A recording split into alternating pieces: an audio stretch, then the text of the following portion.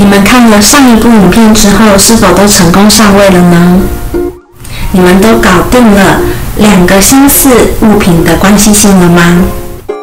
今天呢，我们就要来搞定多数的相似物。Hello， 我是 Joan， 欢迎回到就式艺术。